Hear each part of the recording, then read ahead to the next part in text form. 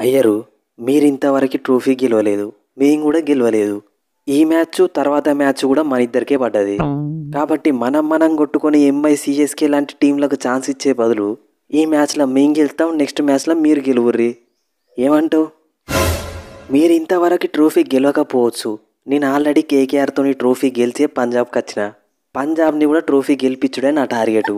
Play ఆఫ్స్కి MI వచ్చినా, CSK వచ్చినా, GT వచ్చినా నేను పట్టించుకోను.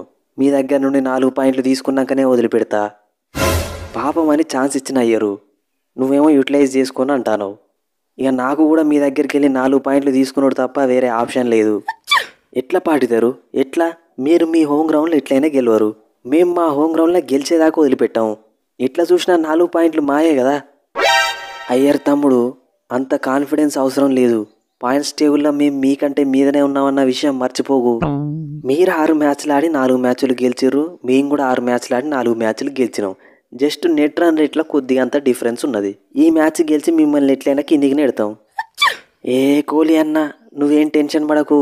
ఈ అయ్యర్కి నేను తగిన గుణపాఠం చెప్తా. పవర్ ప్లేలోనే వారు 1 సైడ్ చేసి పడేస్తా.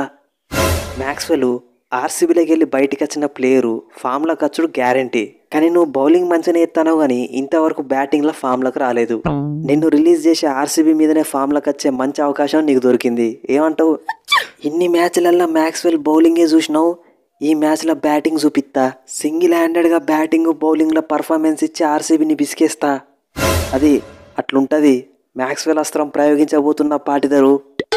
మీ దగ్గర మ్యాక్స్వెల్ ఉంటే మా దగ్గర లివింగ్స్టన్ ఉన్నాడు. మొన్నటిదాకా మ్యాక్స్వెల్ మా దగ్గర ఉంటే లివింగ్స్టన్ మీ దగ్గర ఉన్నాడు. మిమ్మల్ని మ్యాక్స్వెల్ గెలిపిస్తే మమ్మల్ని లివింగ్స్టన్ గెలిపిస్తాడు. ఏమంటావు బ్రో? పంజాబ్ నన్ను రిలీజ్ చేసి ఎంత పెద్ద తప్పు చేసిందో ఈ మ్యాచ్లో ప్రూవ్ చేస్తా. ముఖ్యంగా మ్యాక్స్వెల్ కంటే ఎక్కువ రన్స్ కొడతా. ఏగా మ్యాక్స్వెల్ ఎంత కొడతాడు లివింగ్స్టన్? మా అంటే 5-6 రన్స్ కొడతాడు. నువ్వు ఖచ్చితంగా 50 కొట్టాలి. అదేదో మీ లివింగ్స్టన్ 6లు 4లు కొట్టి 30లు 40లు కొడుతున్నట్టు మాట్లాడుతానవేంది పాటిదారు? మా మ్యాక్స్వెల్ మీ లివింగ్స్టన్ ఇద్దరు ఒకటే రూట్లు ఉన్నారు. అంటే వీళ్ళిద్దరిని ఎక్స్చేంజ్ చేసుకొని పోయినామా మోసం? అది ఈ మ్యాచ్తో తెలుస్తుంది. ఏందివే యూజీ, లాస్ట్ మ్యాచ్లో సింగిల్ హ్యాండెడ్గా మ్యాచ్ని గెలిపించినవాట కదా. Nice bowling, nice bowling. మరి ఎప్పటికీ బ్యాట్స్మెన్ సెంచరీలు కొట్టి మ్యాచ్లు గెలిపిస్తా అంటే బౌలర్లు ఏం చేయాలి? అందుకే ఐపీఎల్లో హైయెస్ట్ వికెట్ టేకర్ తలుచుకుంటే ఏం చేయగలుగుతాడో చూపించిన. సరే కానీ నువ్వు కూడా మనోనివే కదా, జరంతా చూసేయి బౌలింగు. చూసేసేది ఏం లేదు. ఈ గ్రౌండ్లోనే హైయెస్ట్ వికెట్లు తీసిన ప్లేయర్ని నేనే. నేను లాస్ట్ తీసిన 24 వికెట్లలో 16 వికెట్లు రైట్ హ్యాండర్లే. ఇక మీ టీం మొత్తం రైట్ హ్యాండర్లతో నిండిపోయి ఉన్నది. మళ్ళీ 4 వికెట్లు తీసుడు గ్యారంటీ. పాటిదర తమ్ముడు, యూజీ కూడా మన మీద పగబట్టిండు. మ్యాక్స్వెల్ని కూడా నమ్మే పొజిషన్ లేదు. ఈ మ్యాచ్ మనం ఆచితూచి ఆడాల్సిందే.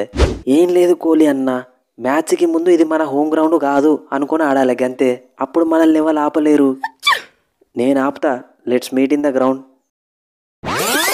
సో ఫ్రెండ్స్, ఈ స్పూఫ్ కనుక మీకు నచ్చితే మన ఛానల్ని సబ్స్క్రైబ్ చేసుకోండి, వీడియోని లైక్ చేయండి. నిన్న జరిగిన MI versus SRH highlight spoof కూడా ఆల్రెడీ మన ఛానల్లో అప్లోడ్ అయింది. లింక్ డిస్క్రిప్షన్లో ఇచ్చిన. ఇంట్రెస్ట్ ఉన్న వాళ్ళు పోయి చూడండి. అట్లనే ఇలా RCB versus PBKS interesting match. 2 teams కూడా ఎక్సలెంట్ ఫామ్లు ఉన్నాయి. ముఖ్యంగా పంజాబ్ కింగ్స్ 111 డిఫెండ్ చేసుకొని ఒక మంచి కాన్ఫిడెన్స్తో వస్తారు. ఇక ఆర్సీబీని కూడా తక్కువ అంచనా వేయడానికి లేదు, వాళ్ళు కూడా మంచి పర్ఫార్మెన్స్ ఇస్తున్నారు. ఇక మ్యాచ్ అయితే మంచి ఇంట్రెస్టింగ్ ఉంటుంది. ఇక ఈ మ్యాచ్లో ఏ టీం వెళ్తుందని మీరు అనుకుంటారో కింద కామెంట్ సెక్షన్లో చెప్పండి. నెక్స్ట్ వీడియోలో మళ్ళీ కలుద్దాం. Thanks for your love and support.